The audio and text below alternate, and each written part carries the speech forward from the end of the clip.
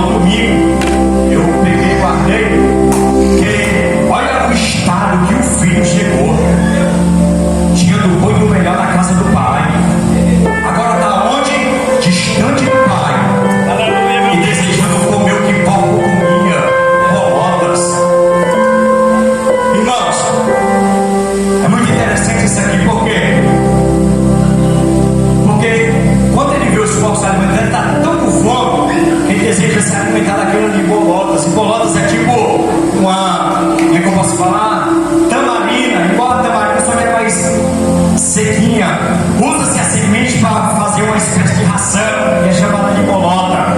Alimentava-se animais com esta ração, e tanto animais como pessoas pobres se alimentavam disso. Era o último estado de pobreza, de calamidade total. E um dos povos comer e deseja. Comer é muito forte isso aqui. Agora, João capítulo 1, verso 12, se não me falha a memória. E veio para o que era seus, os judeus, mas os judeus o rejeitaram, e seus o rejeitaram, e todo aquele que o receberam, teve o direito de serem feitos filhos. Quem estava desejando se alimentar das colônias que os povos comiam, não era o bastardo, o escravo, era o filho. Sabe por quê? Aleluia! Igreja onde nós somos considerados como materialmente os filhos de Deus. E qual é a ideia do inimigo? Já viu porco comer na mesa? Porco come na mesa ou no chão? Porco come nu e o filho come no chão ou come na mesa? Porque a ideia do porco é que na mesa ou no chão.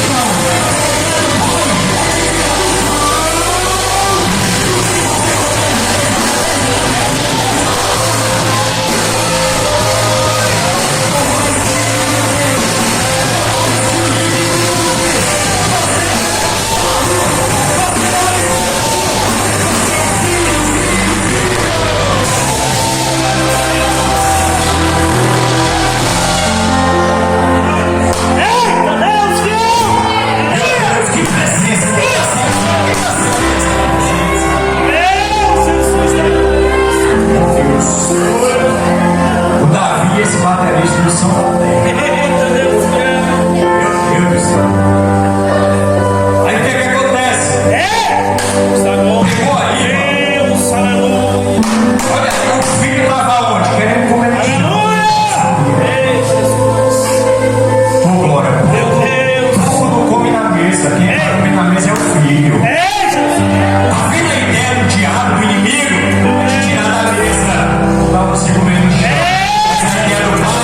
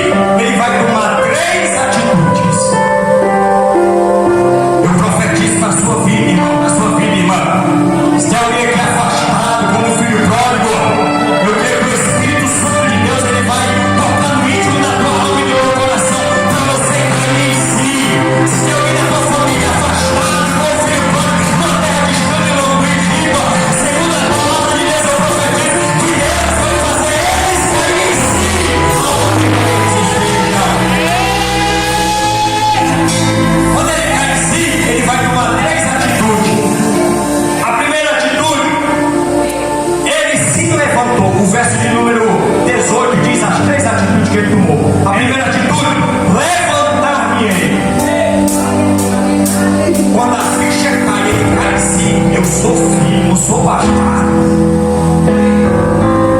Olha o tanto que eu perdi, olha o tanto. Não, o que é que ele cai assim? A primeira atitude, ele se levantou, ou seja, refletiu sobre a sua vida, a sua condição precária que ele se encontrava. Ele se levantou. E na Bíblia, mesmo independentemente da passagem, quem se levantou perante Deus nunca mais se tornou o mesmo na presença dele. O que ele diz? Levantar-me e irei ter com meu Pai. Oh glória!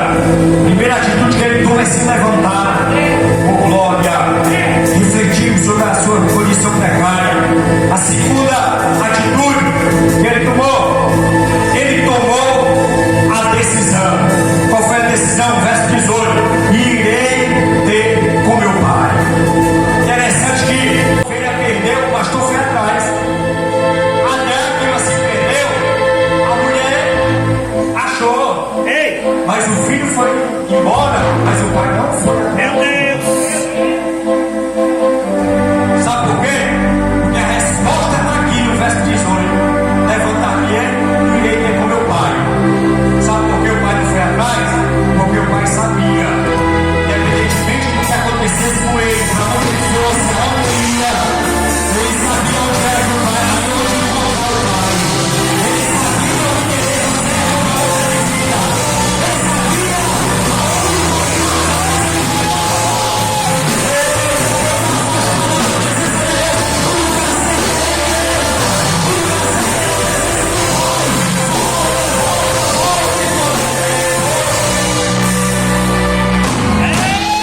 A terceira atitude que ele toma, ainda no verso 18: e dir-lhe-ei, Pai. A terceira atitude, ele se arrependeu. Meu Deus! Pai, peguei contra o céu e perante ti, já não sou digno de ser chamado um de teu filho. Ô irmão, Davi é bem claro que Deus não resiste. O coração quebrantado e o contrito na sua presença. Quando nós olhamos a história de Davi, os erros, o adultério, o Betseba, a morte de Urias, eu acredito que o pesou mais, não, é minha, amém? Eu acredito que o pesou mais foi nem o adultério em si, mas sim o que Davi fez com que Joabe fez com o seu fiel soldado Urias. Ele volta para a batalha, Davi manda uma carta, segundo estudioso, para Joabe diz assim: ô Joabe, bota Urias aonde o sangue está rolando, aonde a espada está comendo, bota Urias lá. Meu Deus! E se ele sobreviver, alguns estudiosos dizem isso, mata ele. E é por isso que Deus envia Davi e diz: ei, Davi, tu pediu perdão, tu chorou, eu mando eu vir aqui dizer que ele te perdoa nas minhas palavras, mas a espada dele nunca mais vai sair da tua casa. Agora, depois de tudo isso que Davi comete, o filho do pecado morre, sim ou não? O segundo filho que é que nasce? Salomão. E o mesmo Deus que castigou Davi é o mesmo Deus que quando Salomão nasce, o Senhor diz: eis ali o meu amado. É outra palavra agora que eu não me recordo aqui, que eu li, mas Deus mostra para Davi a sua bondade e a sua misericórdia. Por isso que Davi diz no Salmo 51, no verso 10: cria em mim, oh glória, cria em mim, ó Deus, coração puro, e renovas em mim o teu espírito. Oh irmão, evangelho é arrependimento, mudança de vida é arrependimento, transformação de vida é arrependimento, vida nova é arrependimento. Família vida de sinônimo, aleluia, é que ele deixou o velho para trás para viver o novo que o Pai tinha preparado para ele. Mas tem gente que quer viver o novo carregando o velho. Vamos para frente. Olha, irmão, quando ele se levanta, toma uma atitude e se arrepende, o Pai lhe dá 4 coisas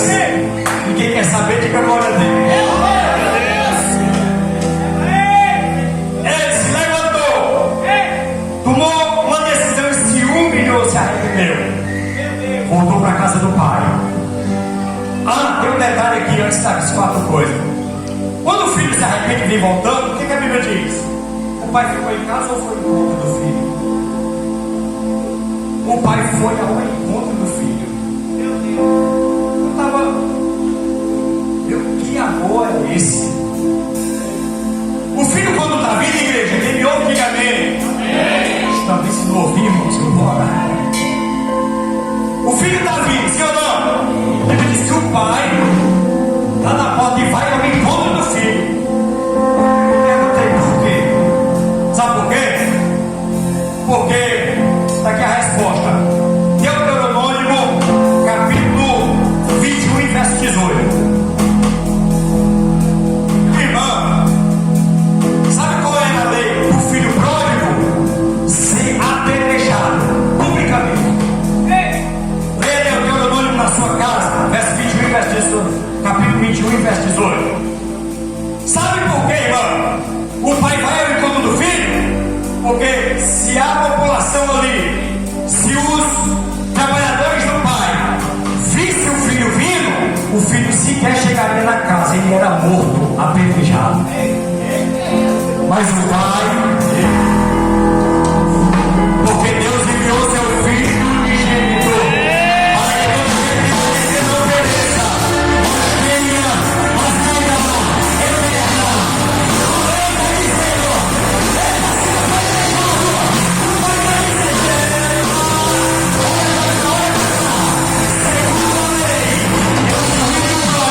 Era para ser apedrejado, sim ou não? Mas quem vai apedrejar? Aquele que a graça passou.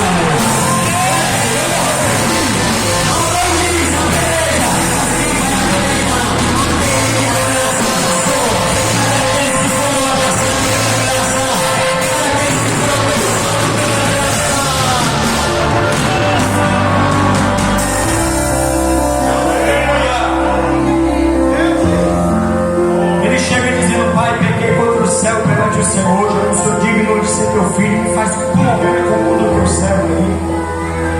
O pai, irmãos, tão feliz com o retorno do filho, diferente do irmão mais velho. Não sei quem era que estava mais caído, se era o mais novo que foi embora ou o que estava que ficou na casa.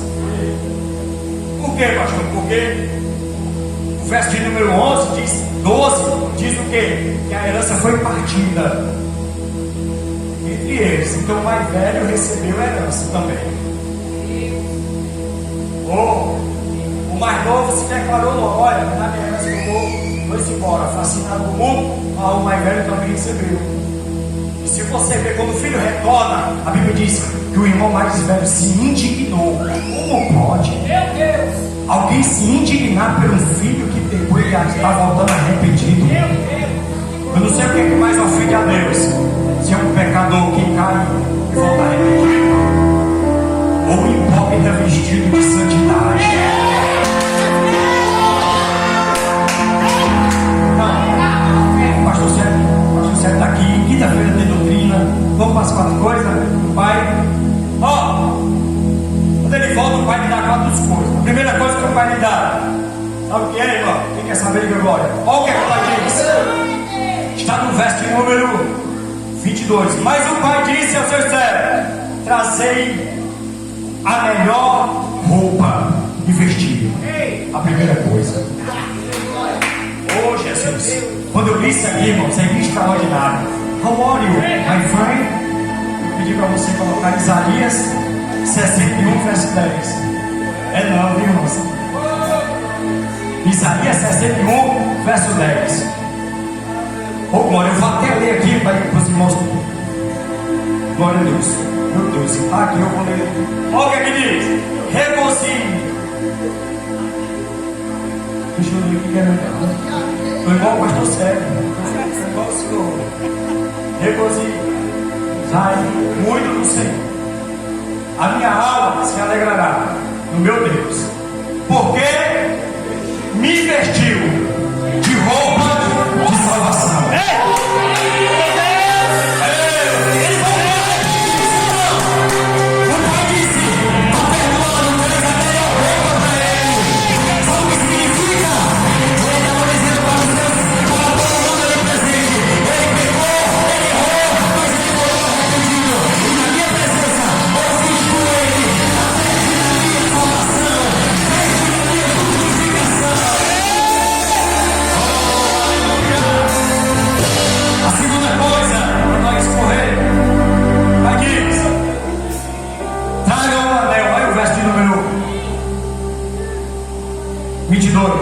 Fazei a melhor roupa e vestido e põe na sua mão um anel. Por quê? Veste nova. O filho, quando chegou, não chegou com a veste nova, chegou com as vestes sujas. Do mesmo jeito foi eu e você. Nós não entramos aqui com as vestes novas, entramos com as vestes sujas, planchadas pelo pecado. Mas quando você levantou a mão, aceitou Jesus, a veste da justificação em Cristo. Coloca no dedo do anel. Irmãos, que anel representa na Bíblia? Quando o rei assinava, ele carimbava alguma coisa. E o que era? O anel, meu Deus. Anel significa autoridade. Eita, Deus fiel. Esse Deus fiel aqui, ele já pegou. Coloca o quê? A melhor vez. Coloca o anel no dedo dele. Se anel representa autoridade, o pai estava dizendo: quando meu filho saiu, ele perdeu a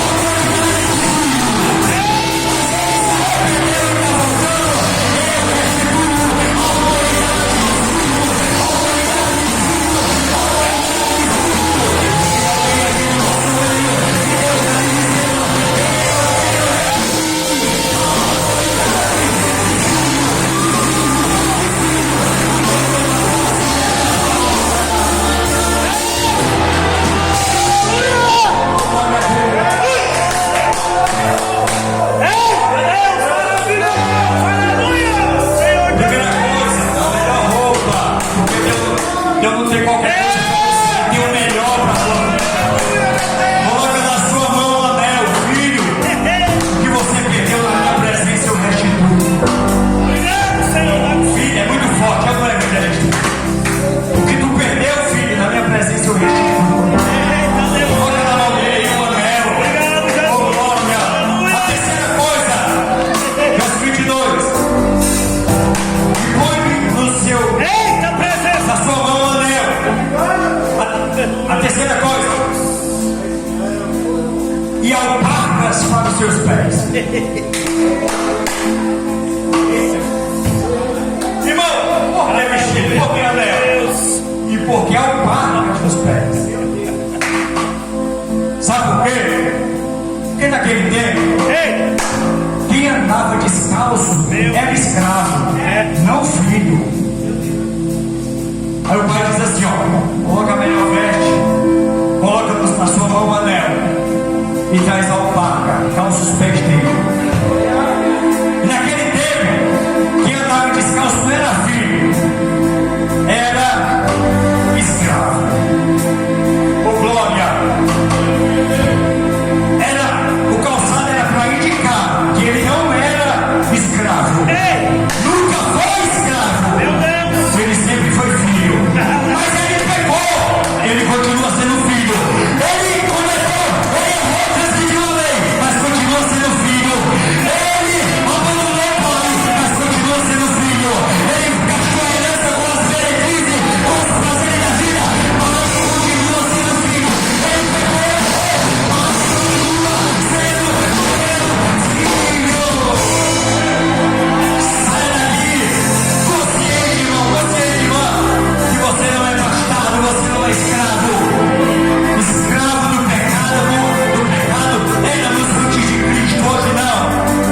Somos filhos eleitos, segundo a graça do nosso Senhor e Salvador Jesus Cristo. E para encerrar,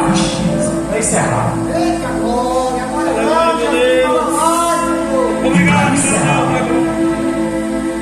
no verso de número, o Espírito Santo da glória. é o verso de número 20 de Joel 24. Oh Deus maravilhoso. Aleluia, Jesus. Quem sente a presença de Deus? Que palavra. Aleluia. Verso 23. A quarta coisa.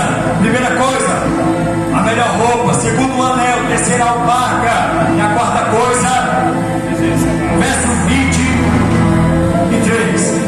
Trazei o bezerro cevado e matai, e comamos e alegramos.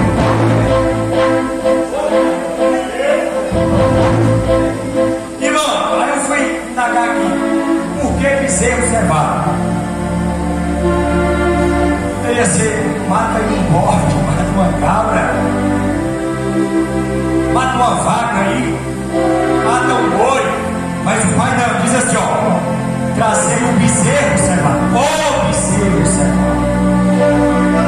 Sabe o que significa isso aqui? O que era o bezerro cevado?